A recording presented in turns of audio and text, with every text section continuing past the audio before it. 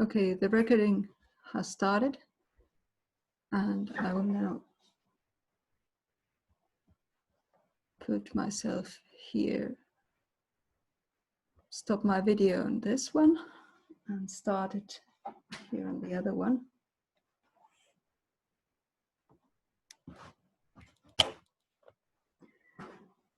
Okay, I think you can still hear me. Let's see if I can get the audio smoothly on the other one.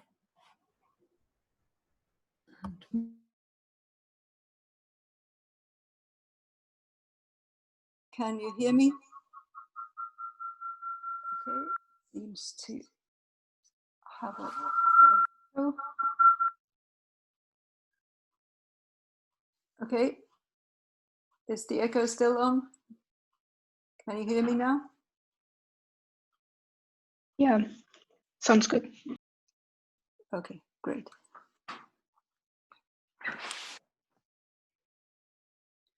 I was a little bit scared if this would work, but it does. I did try it out yesterday. Anyway, let's go to Affinity Photo.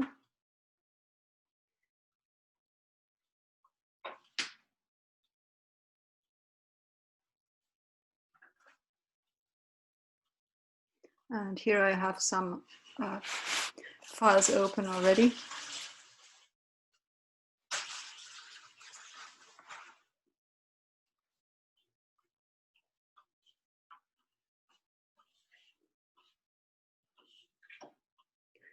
Okay, but let's start from the beginning. Let's have a new file.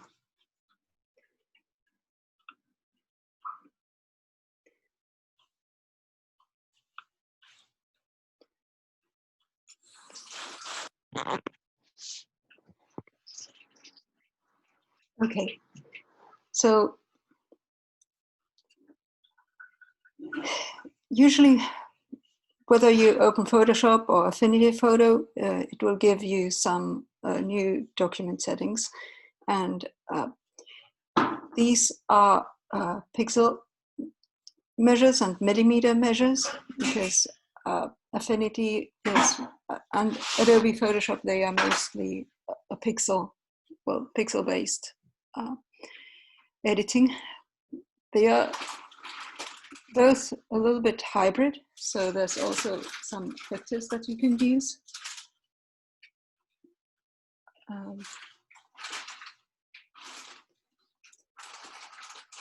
Just a minute, I'll something I need to say to my son.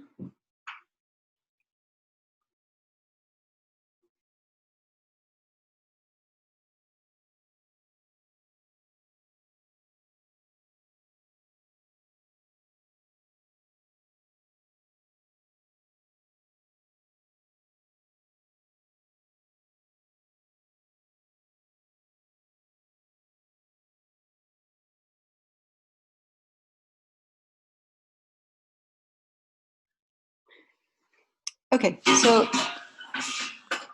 now I'll continue. So what you get here is different presets for, I'm now in the print presets. We also have, as you can see, there are these paper sizes, European paper sizes that all of you know, A4, then there's A3, which is twice the A4, and so on. And then there's also the American formats like letter and legal. What's interesting here is that there's also the formats for the web and for devices. And these are not in millimeters, but in pixels, as you can see. So these are for different kinds of screens. And I'll be talking quite a lot about this pixel and millimeter thing, how they relate to each other. Anyway, then there's the devices, starting from the iPads. Then there's the Kindle and Galaxy.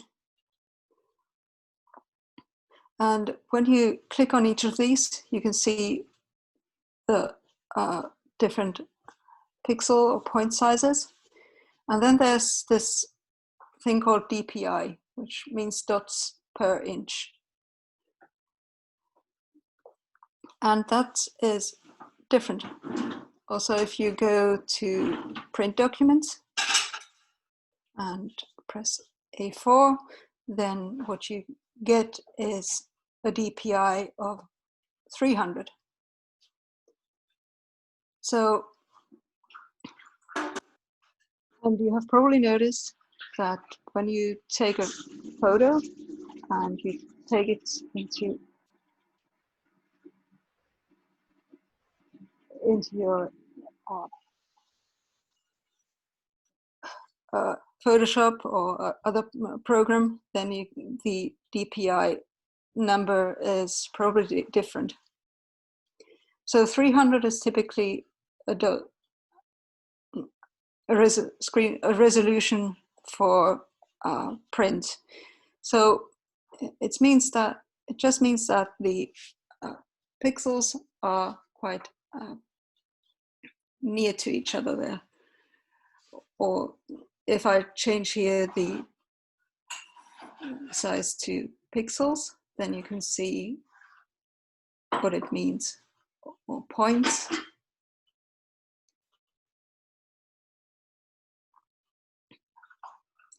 So an A4 is quite large if you want to have this DPI number. So let's go to the devices. Let's take iPad 2 maybe. There you have the DPI of only 72.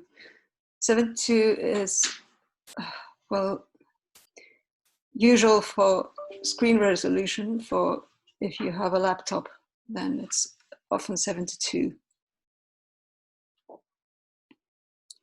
But if you have some devices that are a little bit newer, then the DPI will be different. So this is particularly important if you are making any sorts of graphics for any sort of device. So you have to know what the goal is. Where do you put the graphics? And it also is important when you do composite images that the DPI number is the same.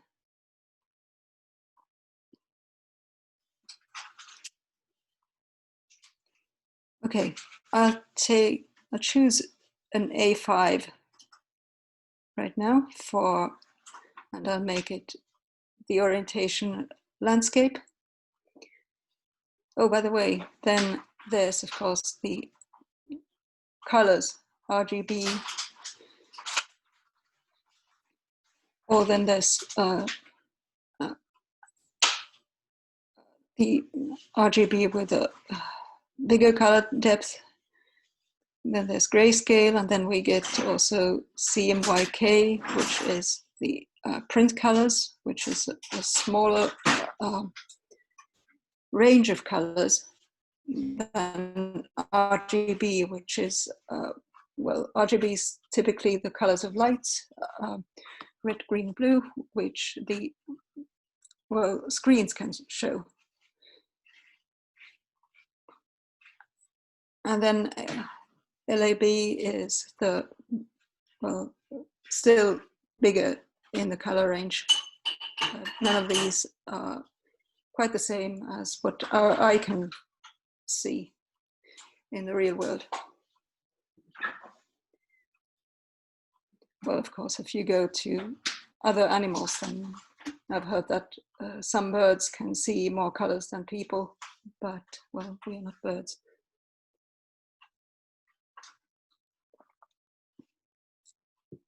Okay, but yes, I wanted to open this A5, like half A4 size image, or blank image, and create it.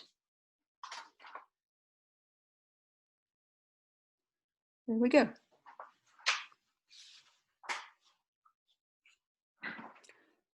So Affinity has these weird personas, by the way, that there's this liquefy persona and other stuff that I found a little bit strange at first, but then I just understood that they are just different work spaces. So no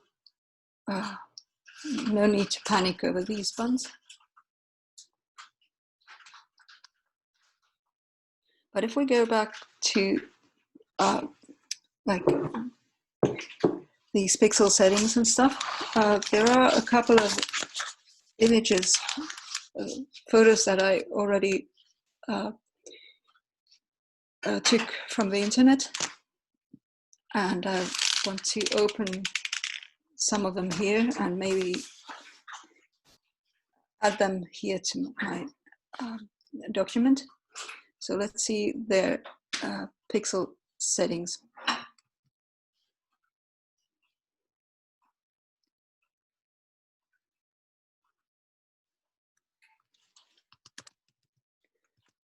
So for some reason I took the Finnish Prime Minister, Sanna Marin.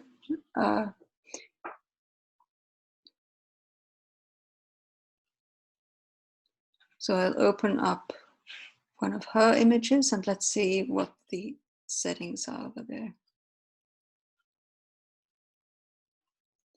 There we go.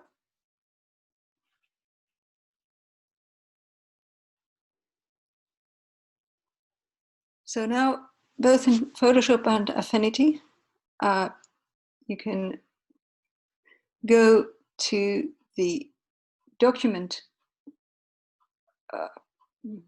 tab. You can't, I'm wondering why in the screen share you can't see the uppermost tab, but that's just how it is. But I'm now in the document tab. Anyway, there's the resize document and resize canvas. And that's what I'm interested in.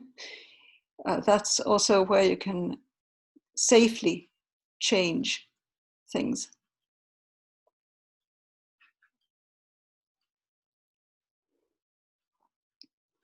Okay, by the way, this might be an image that I already opened, but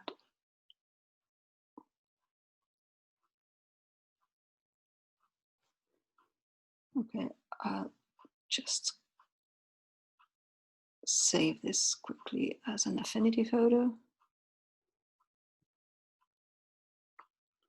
and close it. I'm not a particular fan of Sanna Marin, but by the way, so this is nothing to do with anything that I might or might not think of politics. She was just a well-known person whose photo I used. Okay, so let's go back to the resize document. And now what you can see here is the pixel size, and you can already see that the DPI is 300.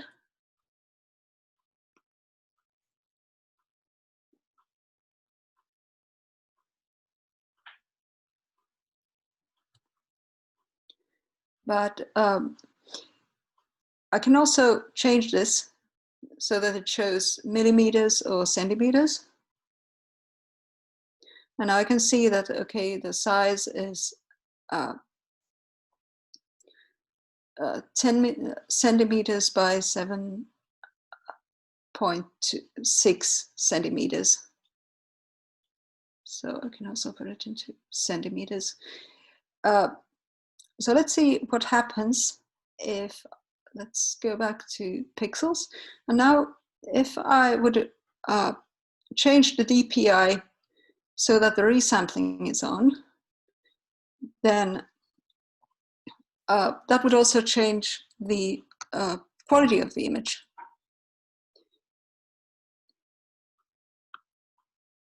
See? So if the DPI goes down, also it will try to resample the image size into something smaller. However, I don't want this to happen. I want the image, I want to change the DPI so that the image size stays the same. So I have to click off the resampling. And this is also what happens in Photoshop.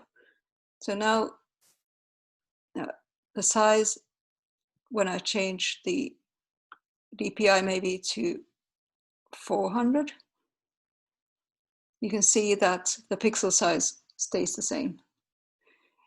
So this is the way that you can use when you have, for instance, pictures that you have taken on your camera or on your smartphone camera, and you have open them here in Photoshop or Affinity, and then you need to change their DPI without their quality going down. Also, if you have, well, you can also do it the other way around. Maybe you have a camera image that is really big, and you want to make kind of a magnification of it. Then maybe you have scanned it on a flatbed scanner with I don't know, maybe over 1000 DPI resolution, and then you want to put it down to 300. So by letting the resampling, by unclicking the resample, then you can blow that image up.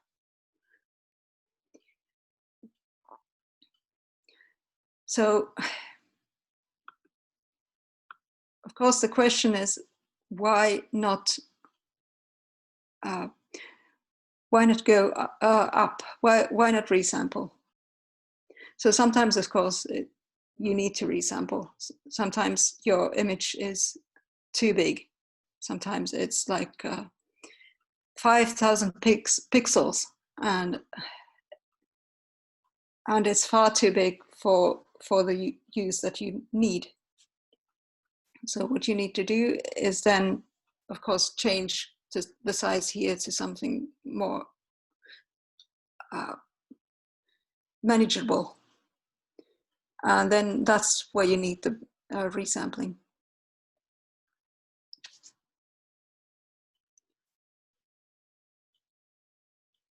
But be careful not to resample from a lower size, the DPI size, to a higher size, because well, by the way, bilinear is not the best resampling. So I'd use the bicubic or the Lanchas ones.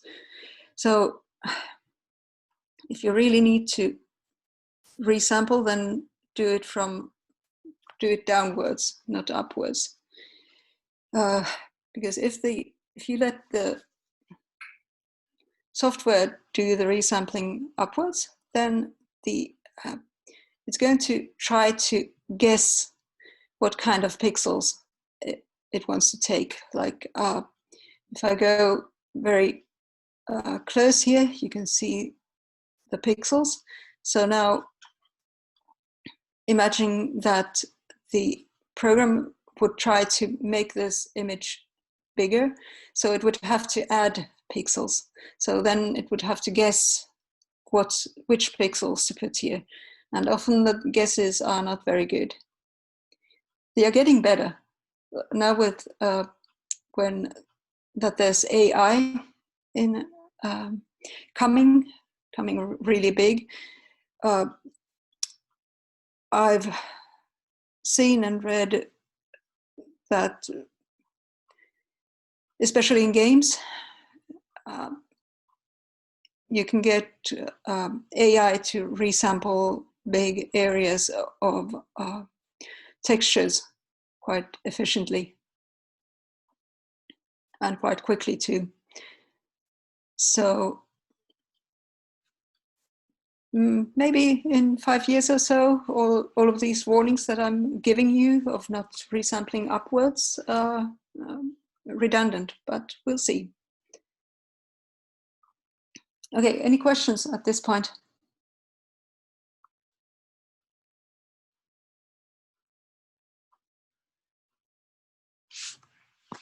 I'm seeing you in the other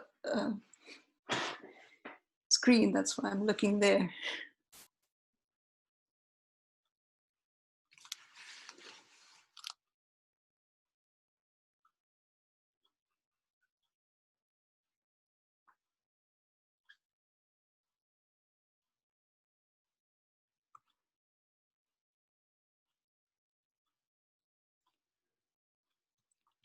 Okay, I'll open up some other image. Let's see if I can find one which I haven't. Okay, let's see. Downloads.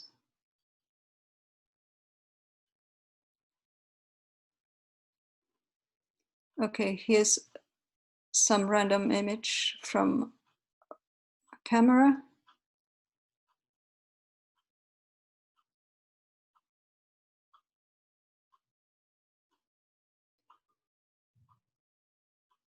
Okay, that's from Tampere, from somewhere, from there's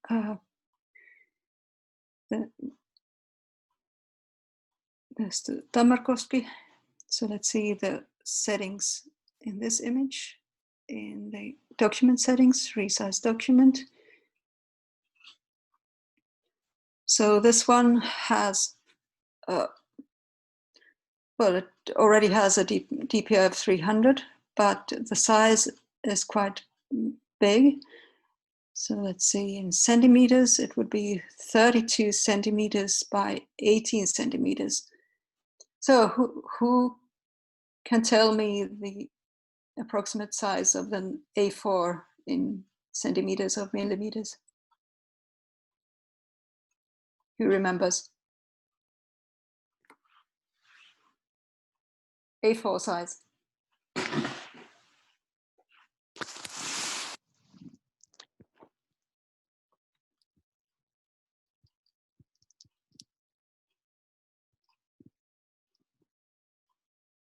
No one? Come on. You can Google it quickly.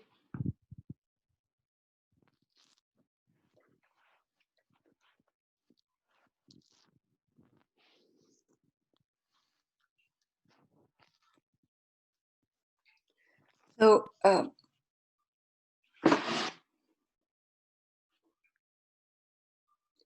It says 21 by 29 centimeters. yes. So in other words, this document is approximately one A4. So if I were to print this, maybe as an illustration for a book, it would be too big. So be careful what size your images are. And by the way, when you have an image, a photo in a layout or any kind of image, then sizing it up in the layout program is never a good idea, because it will lose quality there.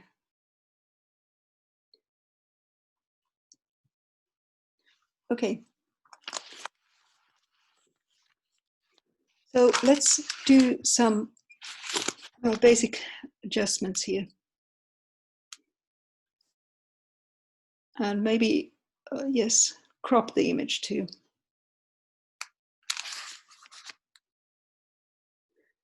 So let's go back to Sanna Marin.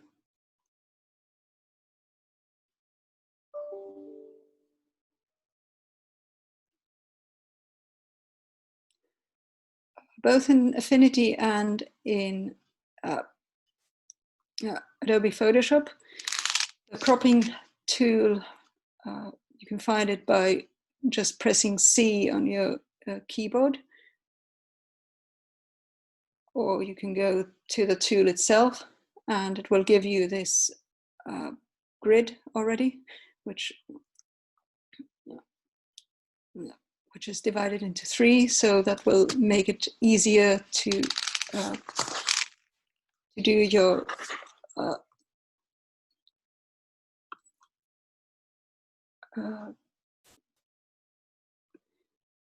composition, because that's a typical way of looking at an image, to put it in 3 parts. So for instance, now if I crop it this way, then Marin's face will go right into here, and her eyes will be in the 3 partition line directly. And just click enter to make the cropping valid.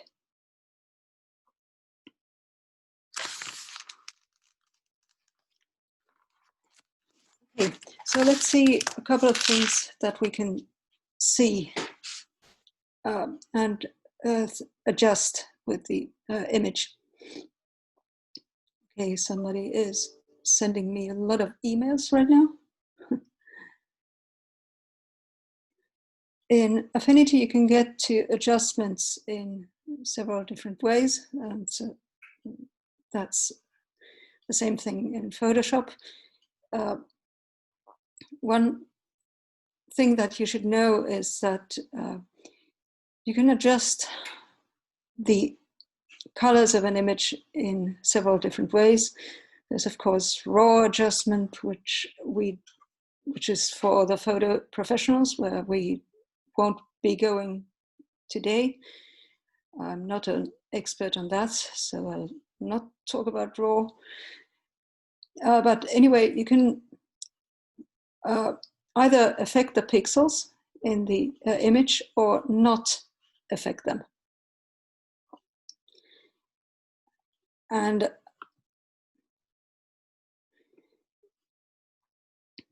you can see all of those things in this histogram, which basically shows the 3 color channels. Right now that we have an RGB image, it has 3 color channels, one for red, one for green, and one for blue. Then there's another channel called alpha, which is for, well, basically masking things. If we have a CMYK image, which is for print colors, then it's then it has 4 channels, cyan, magenta, yellow, green, yellow and black. Anyway, we can look at, well, I was saying about the, like, affecting the pixels. Photographers and most image professionals say that you should never affect the original pixels of your image. Always use an adjustment layer, which is non-destructive. What I sometimes do, though, is that I make a duplicate of a layer and do some adjustments there. So it all depends on what you are going to do, but the wisest decision is usually the non-destructive way until you export the image, which is when you well, but that's another story then. So, okay, I was in the histogram. And now I have also opened the channels window. So basically I could look at the information of each channel separately. There's the information that we have on the green channel, for instance, also in the blue channel and the red channel. And now just the red and green channels are on. And now there's just the green and blue information. So here we can see it in the as a histogram. And by the way, the Affinity Photo has ways of showing these in very different ways. Let's see if I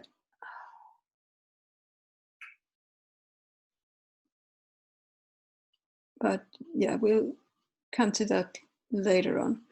So I'm going to use a couple of adjustment layers here. I can either create the adjustment layers in the way Photoshop does it by clicking here to adjustments. And you can see that if you have any experience in Photoshop, that you can see that these ones in Affinity are very much similar. Or I can go straight here into the adjustments tab, which has the same things, and it will, clicking one of these will automatically add an adjustment channel, or adjustment layer, sorry. So where should we go first? We could go, for instance, start with the brightness and contrast. That's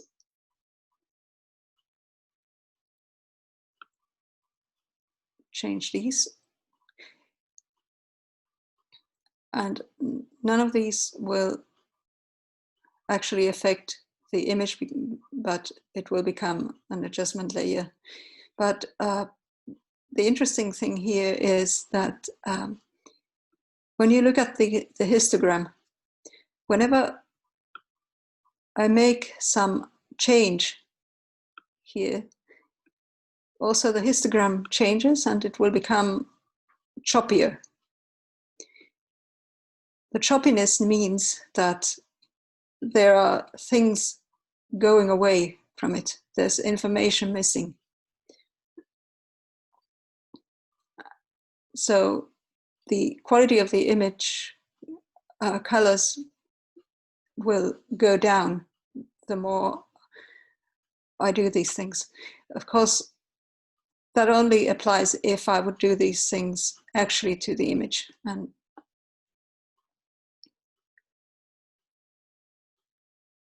okay, I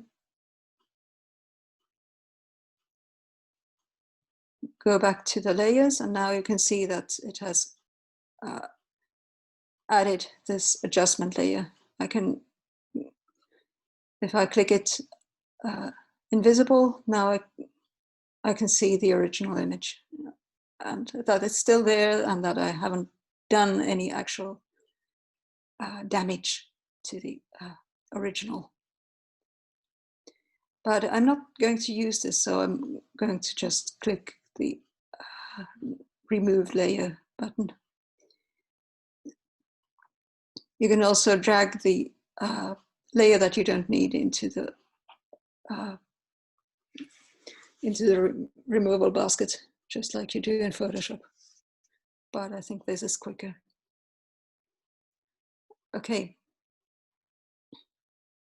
Let's take some other adjustment, maybe curves.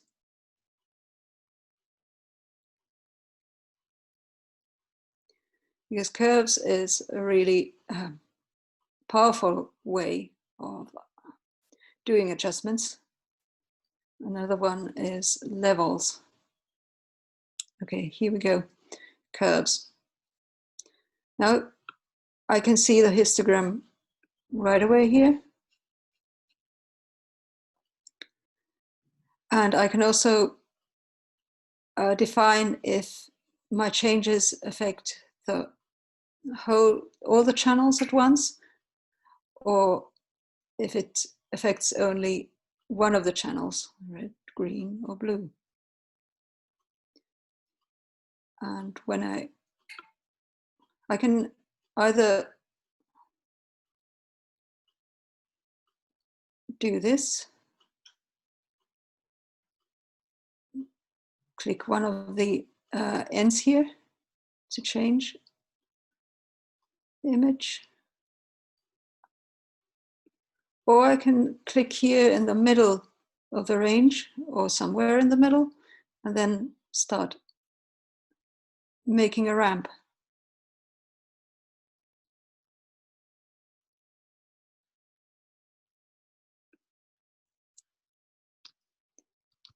I'll just press Command Z or Control Z on a PC if I want to get rid of the latest thing I did here.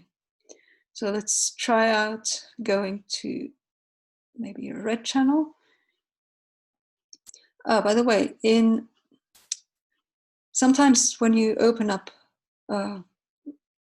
photos that have been maybe taken from the internet, or when they have been, maybe somebody has taken them with an older mobile phone, then you can see gaps here in this area and here in this area, which means that there are not very much dark tones or bright tones in the image. And then sometimes you need to change that a little bit. Okay, now it looks like an image from the 1970s that has faded.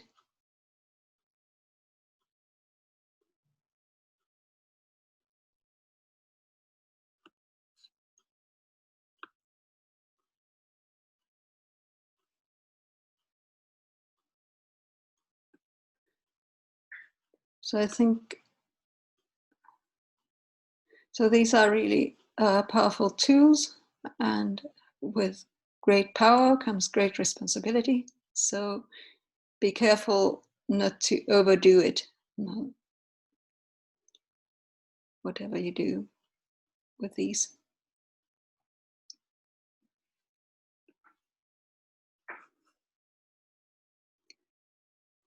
What we also can do is mix different layers together. I'll get rid of this adjustment for now. So maybe I have layers with different kinds of effects. Well, maybe I have this. Let's duplicate this layer. There we go. I pressed, by the way, the right mouse button to see these. So there's the duplication.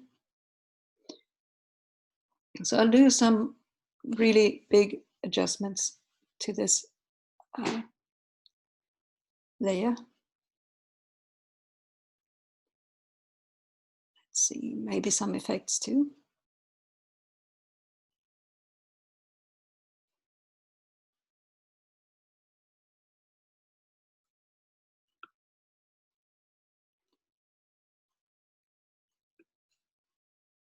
Okay.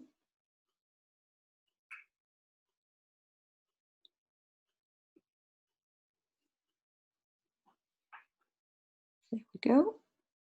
And I could put some effect there as well.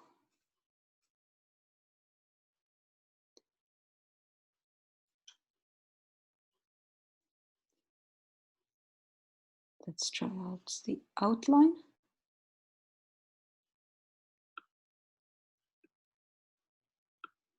Oh no. Or maybe just a Gaussian blur.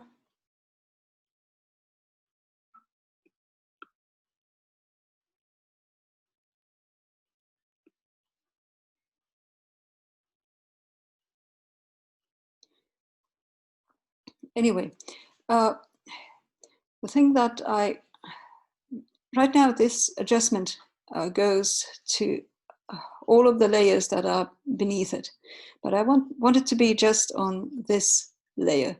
So what I do is I will put it here inside this layer like this, and now it will affect only this layer, not the other one. And now I can change the opacity or also the layer mode of this layer so that these two layers will be mixed together. So now the layer that I changed will mix together with the original layer.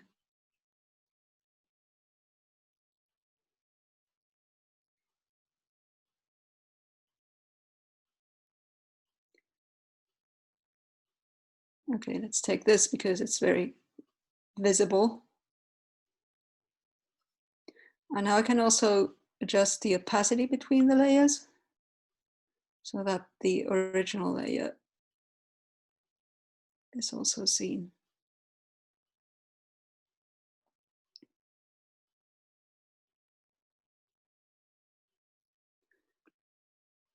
And you can see also in the histograms how they change with these changes.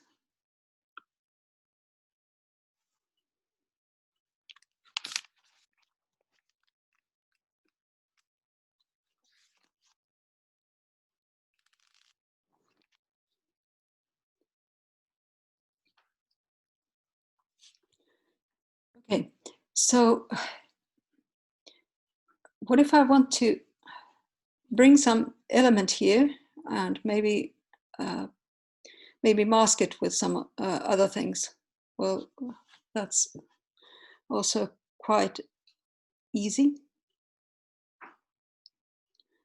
So there are a couple of ways of masking things with each other, but let's first, there's this tool for rectangles and other kinds of things in Affinity, and the same kind of thing you find in Photoshop as well, but it's maybe not quite this versatile. But I'll just make an ellipse here. So these ones are for, well, vector shapes. So let's make this sort of ellipse here. And I can change the size of it, like this, or even turn it around.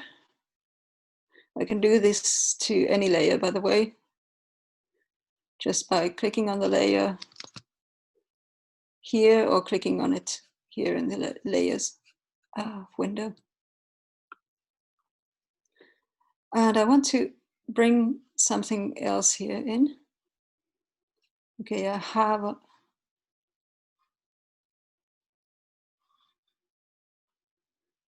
this image here, for instance. I just took it from somewhere in the internet, but I will first check what the resolution is here. Okay, it's already 300. It's good. So now I will, if I want to quickly select all of this image, I can just click Command or Control A, and then Command or Control C. Well, you all know how to do copy paste, I guess. So.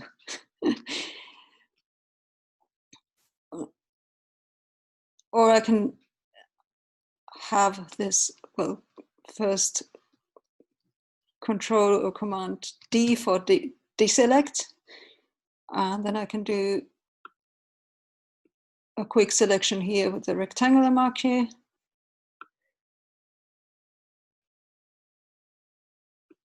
Copy this area.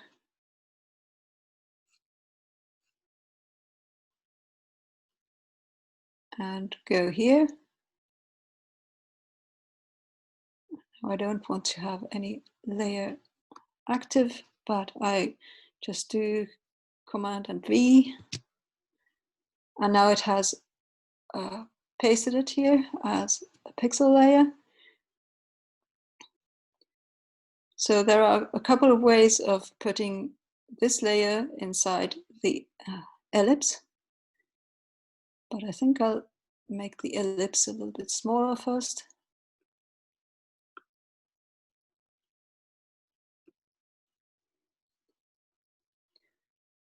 So one way is that I just drag it here over the ellipse, like this.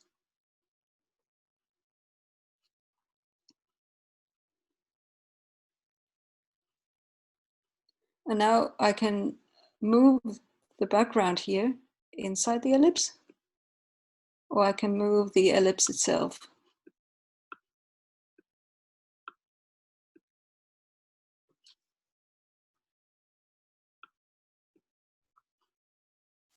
So this is something that is unique for Affinity, and I actually like it quite a lot.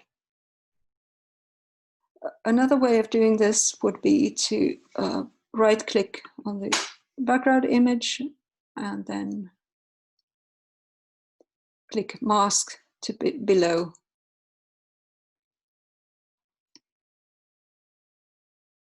Okay, and I think I did it the wrong way around. So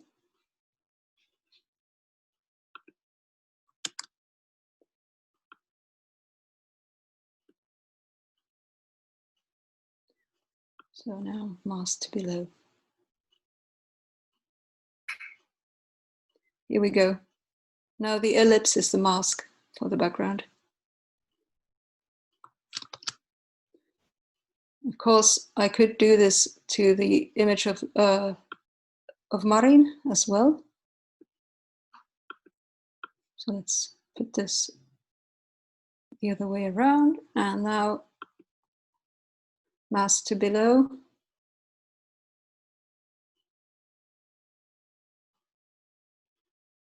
And now the image, the ellipse has masked the Marin's image as a clipping mask.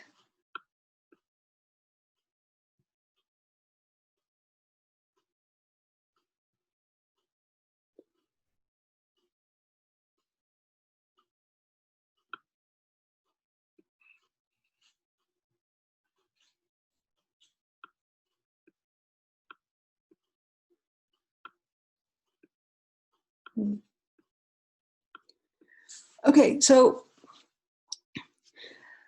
what I wanted to show you next was how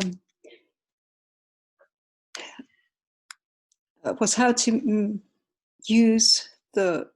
quickly use the brush tool and make a filter, which is related to what we've done, what I've shown you here, and then show you the how to place an image inside a computer, well, inside a screen of a phone. But before that, do you have questions?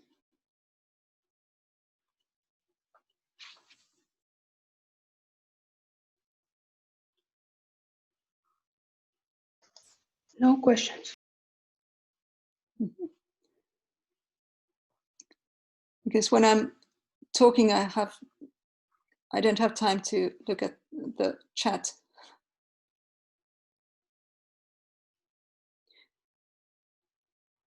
Okay, I'm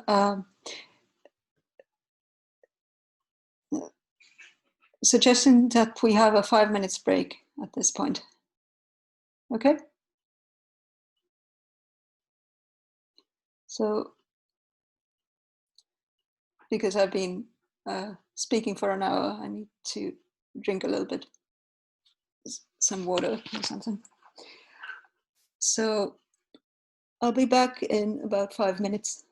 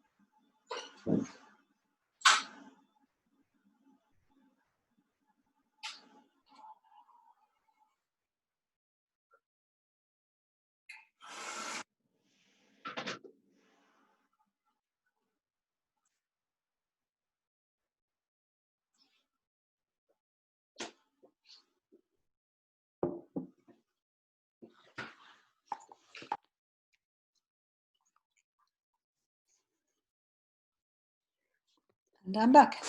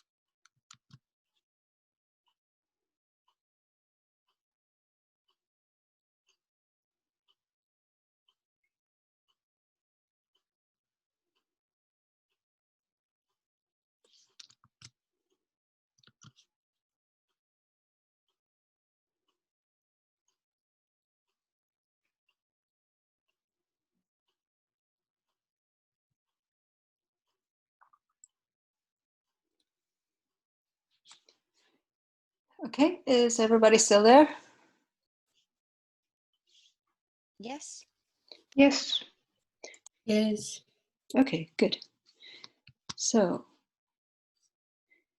I wanted to show you how to use the brush tool, but for that I think I'll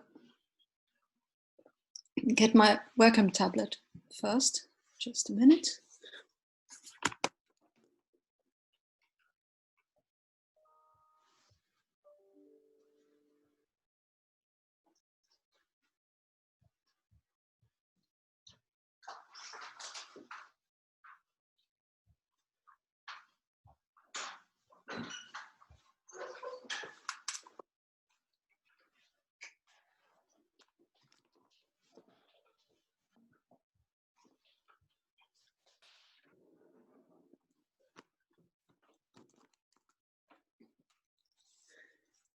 Okay, this tablet I have borrowed from TAMK, from the interactive media, but I seriously am now thinking about buying myself a new one.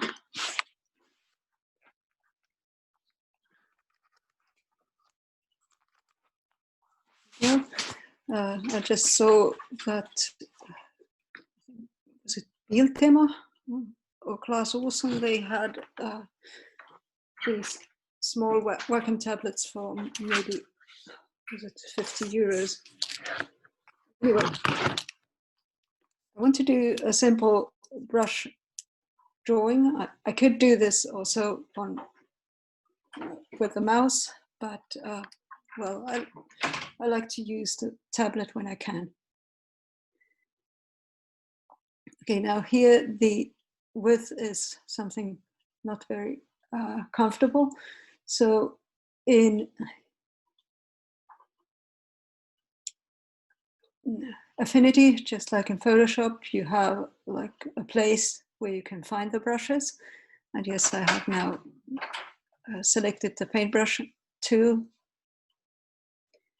Here's, I take one of these basic brushes, maybe 64, and I want to have a really hard brush.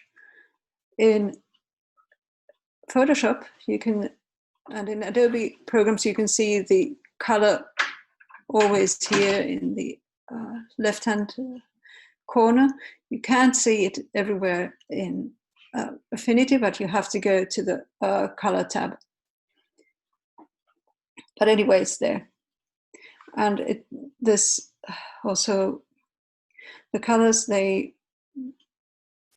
are shown quite in a similar way than in Adobe software, that you have the background color and the foreground color, and by clicking either of them, you can change them. Also by clicking X, you can change them on the keyboard. That's a nice shortcut to know. It also applies to Photoshop and Illustrator. Right now it's showing the HSL way of showing the color. That's, you can change it over here, and the same goes for Photoshop. There are different ways of changing it. I don't like the HSL, but anyway, I wanted to have a black outline drawing.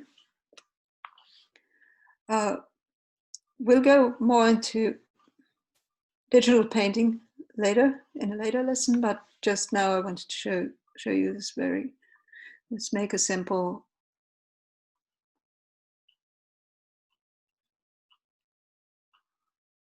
cat's head, maybe. Yeah. I won't even put on any symmetry settings. We'll do that in a later lesson. And now what's inside the cat, I will use another brush.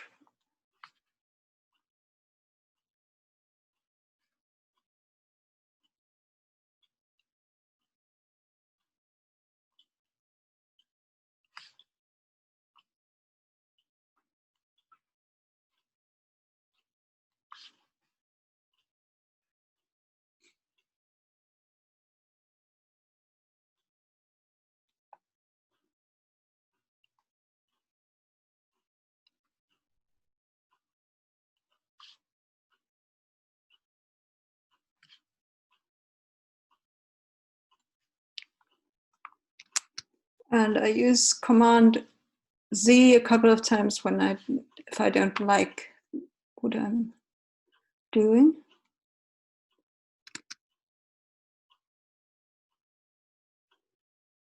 Okay. And then maybe whiskers.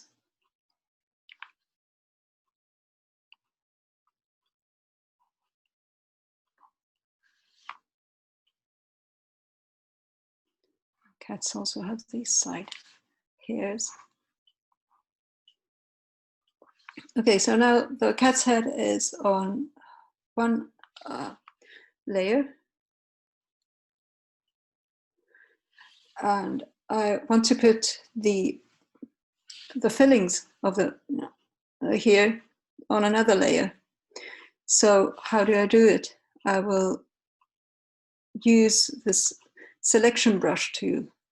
I could use also the magic wand, or what they call flat select tool in Affinity. In Photoshop, it's called magic wand. And in Photoshop, there's also this kind of selection brush these days. So with the selection brush, I can quickly select the area that I want to have. for instance here. So I'll go a little bit smaller so you can see what I'm actually doing. I hope you can see it. Like, basically I paint the selection. There it is. And now I can create another layer, and the selection is still there, but it's not affecting the original layer with the outlines. So now I can go to brushes, maybe change the color.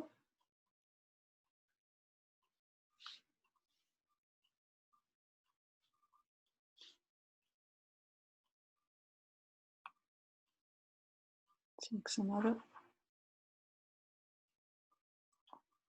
brush, maybe something that is more.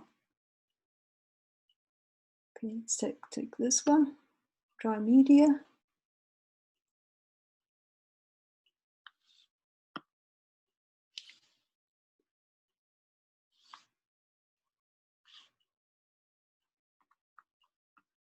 And for some reason, it's still on the.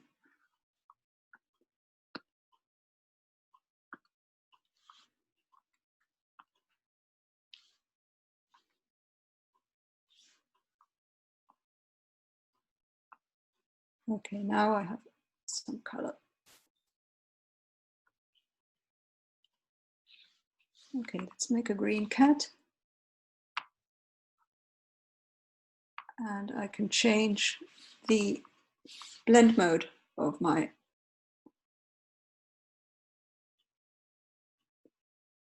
brush a little bit.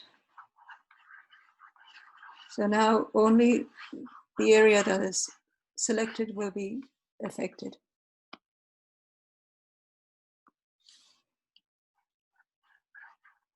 Nothing else.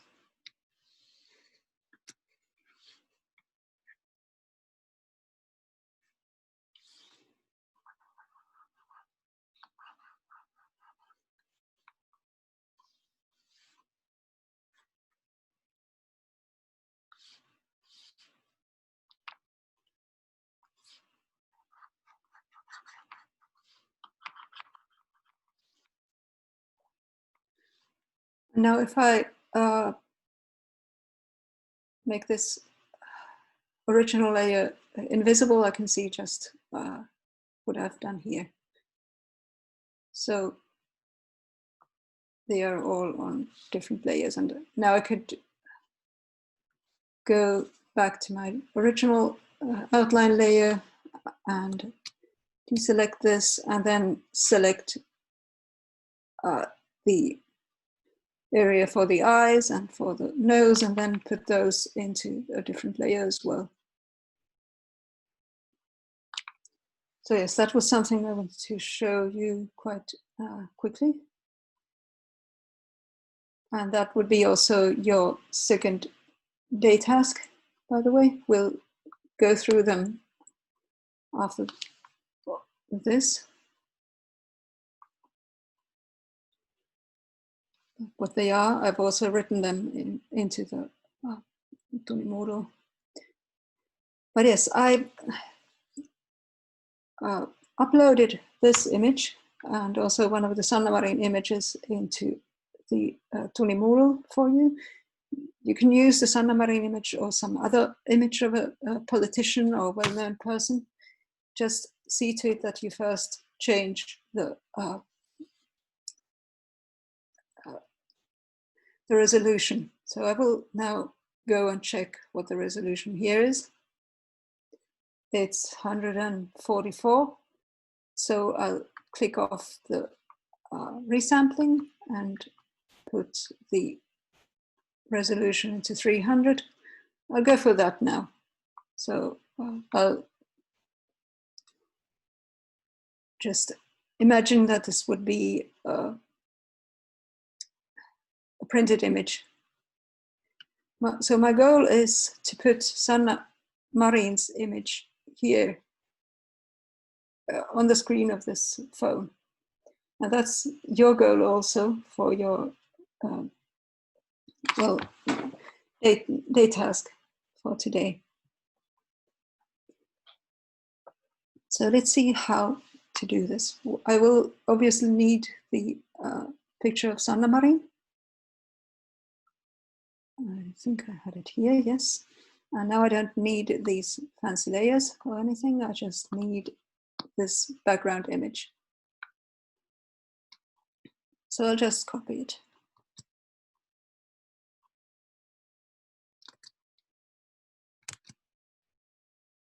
Here we go. And then I go here. And now when I paste it, of course, it's the wrong size and it's in the wrong place and everything. So there are a couple of ways now to do this.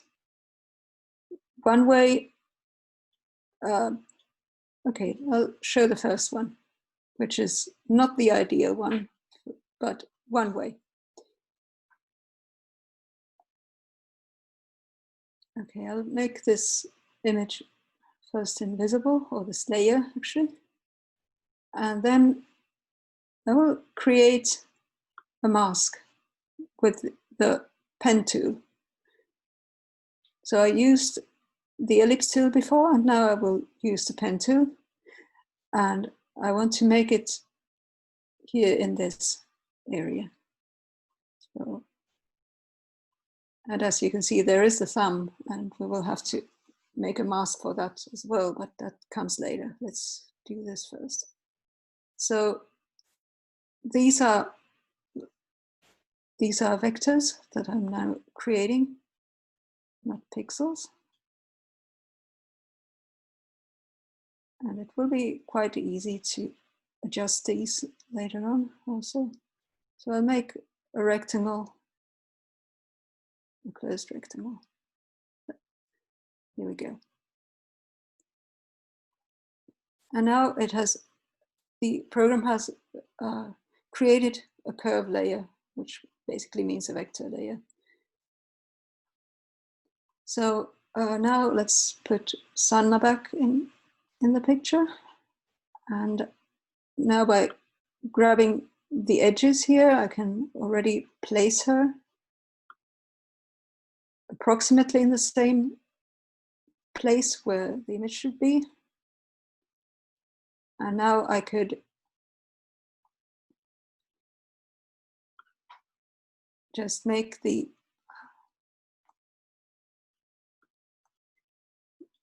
into a mask. And I did it the wrong way again.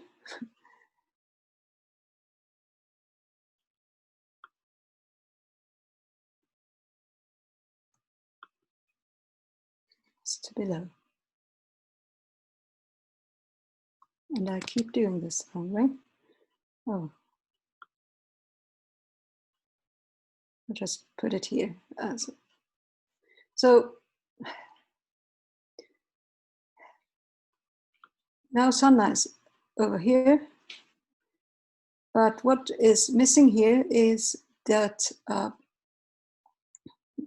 image here, or the screen here, is actually in perspective. And Sanna's image is not in perspective. So I'm not quite happy with it yet. Yeah, and of course the thumb is there, and we'll get to that later. Okay, so there's another way of doing this. So I'll just duplicate this Sanna layer first and take it away from under here. And let's make this one totally invisible.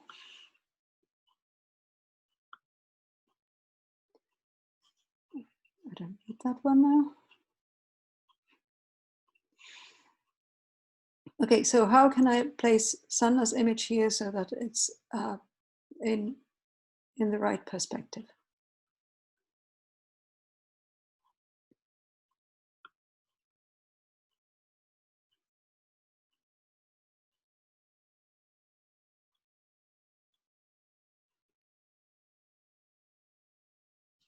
Oh, by the way, if I want to turn the image and I want to do it in a like straight angle, then I do it by using the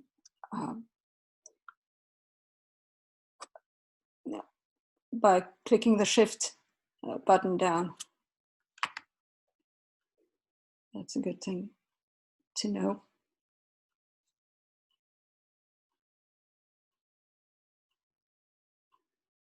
So first, I think I will crop the image by taking, because I don't need these edges. So we'll just do a rectangular mark here, and then take the pixels away, just like that. So this is usually something that does do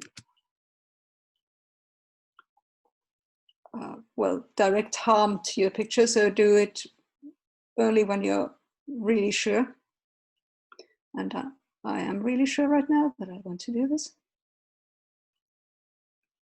So again, I take the rectangular mark here and click, well, what I actually clicked to destroy the pixels was the backspace. But if you have a Windows PC, you can also use the delete button, but backspace is usually safer. So, okay, then I deselect what I did. And now I need to resize the image first so that it's as much the same size as possible as the screen.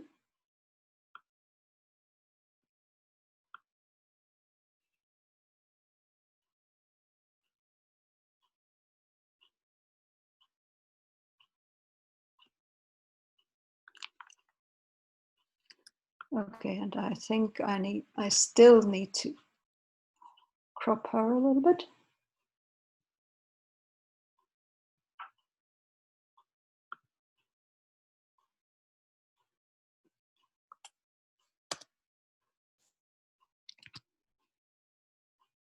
What I'm going to do is a perspective warp, by the way.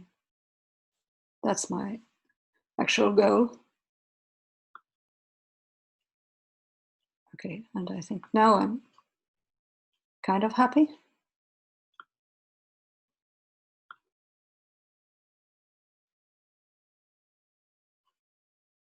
Yeah.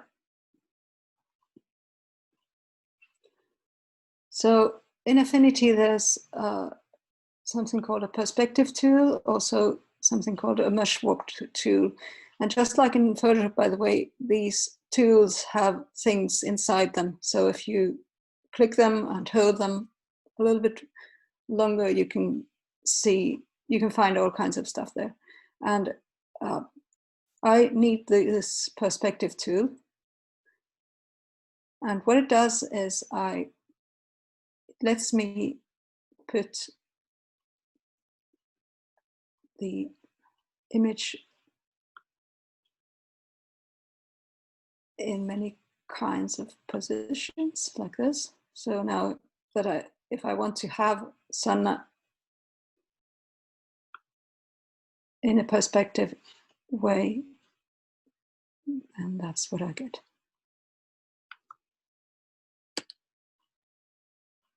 Here we go. So I could now compare these two, see which one is better looking. This is the first one. This is the second one. I think I'll go with this.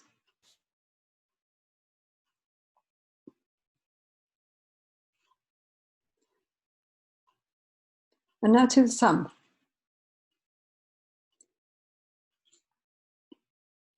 So obviously we'll need to either duplicate the image and then mask everything but the thumb away from it. Well, I don't know if it's obvious, but anyway, that's what I'm going to do. So I'll duplicate this layer with the phone and put it here. So how do masks work? So let's create a mask and see what it does do. So this is the same basically the same you can do in Photoshop again. So here's you click on a mask layer, for instance here. There are many ways of doing it, but this is one way of making a mask. And now, first of all, it seems that nothing happens. But if you take, for instance, the brush tool, now it gives you only grayscale because masks work only in grayscale. And let's see, I'll go back to my basic brushes and take one of them. Here we go. And I have this black now. So basically when I'm now using the brush, I can get things to be seen. So this is how masks work. But obviously this is not a very effective way of doing it, like not very,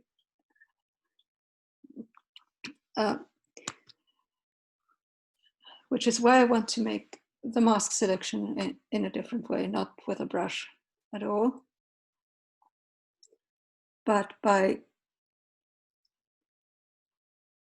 so I'll make the mask invisible for now, and I'll go back to the image. And now what I want to do is I want to use the selection brush tool for selecting this thumb. And I showed the selection brush already earlier. So I only need basically this part where it goes over this. And then now there's it flooded a little bit. So I need to use the Alt key to subtract. There we go. And as you can see, there's also the shadow, but I will let you to figure out how to put that there in the task. So, okay, I still need to make this into a mask.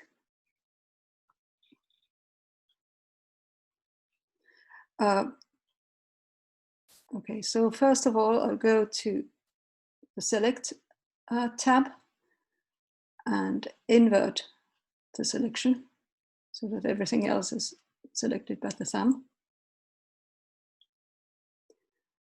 And now I'll make a mask out of this selection. I still don't know, by the way, why Zoom on my home computer wants to be in German. Anyway.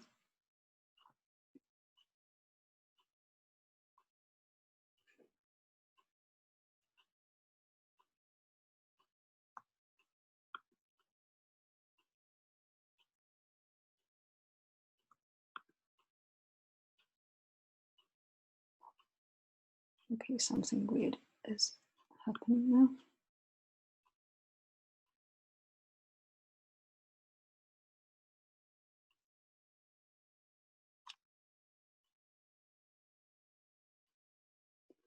Okay, click mask layer. And I see I did it the wrong way around. Okay, so I shouldn't have inverted the selection. Okay, mask layer, and there's the thumb. So if I want to do the shadow, then for that, I need to make another mask, because as you can see, you can have several masks for one image, and then change the opacity of that mask layer to something else than 100%. And what I also would do would be to add another adjustment layer here to this one. By the way, deselect this. And what I'd like to do is to put a gradient overlay effect there, so that it doesn't look so, I don't know, maybe it's somehow let's see. This is what I mean. That there is a little bit of maybe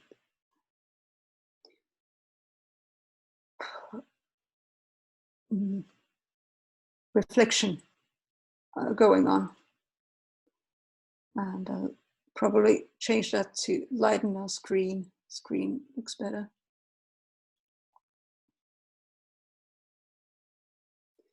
Okay, so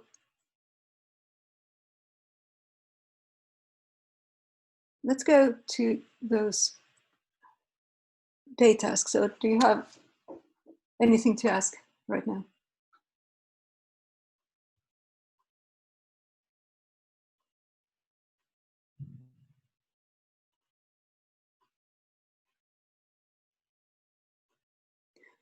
And if you want to ask if we are going to do more these selections and masks in a more detailed way, yes, and that's our program for Friday. So this was the quick way of doing selections and masks.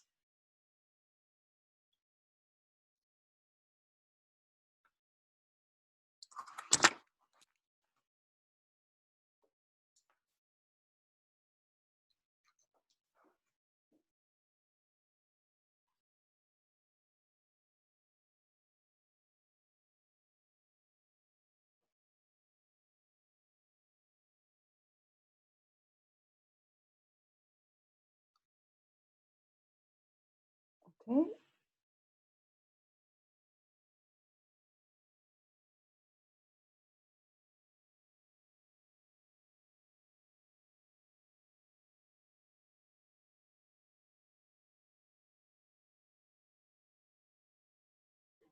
Okay, can you hear me again?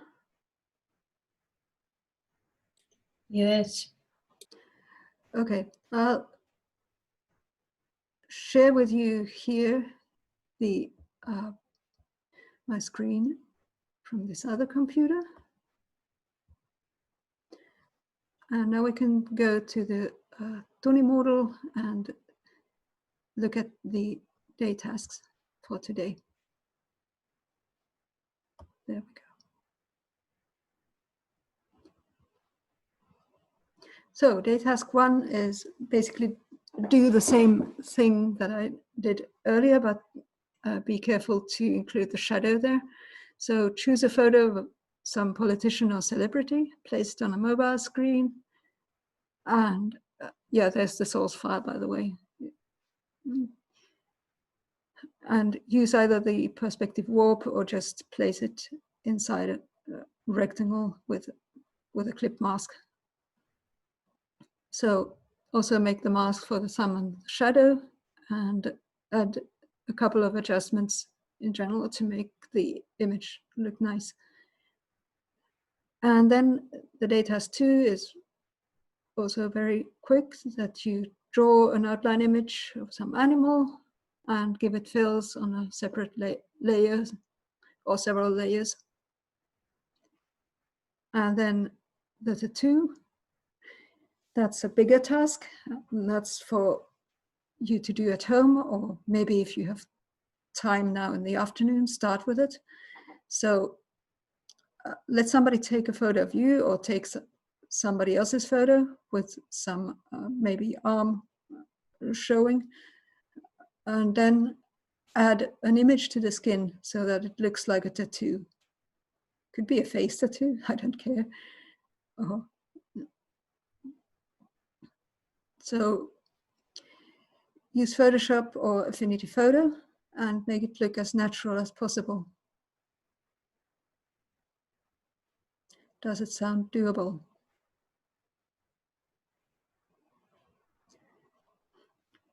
The idea would be that we gather here again at, is 3 o'clock okay with you? That would leave you a little bit of time to have lunch and then start with the tasks. And the tattoo task, we're going to look through on Friday, not before that. What about the draw a simple outline image? Yes. Using separate layers, do we still just export it as JPG, or Yes. how do we show the separate layers?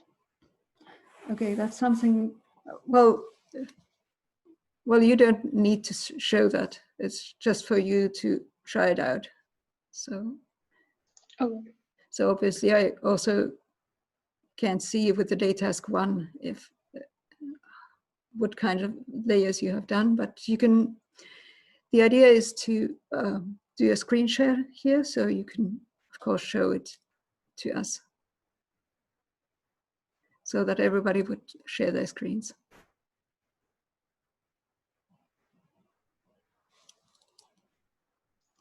Thanks. By the way, now I noticed that I didn't show you how to export things, but that's a very good reason for you to go, let's see, here to the resources that I've given. There's a very nice website by the makers of Affinity for there's tutorials for everything. So you can go there and search for how to export in JPEG. Or if you're using Photoshop for this, then find the corresponding tutorial for that, if you don't know it. But the resources are there for you to browse through.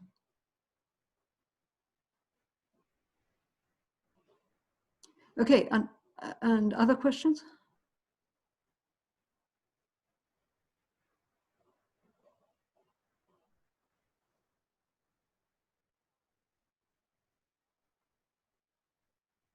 Okay, if not, then I'll stop the recording here and we'll meet again at 3 o'clock.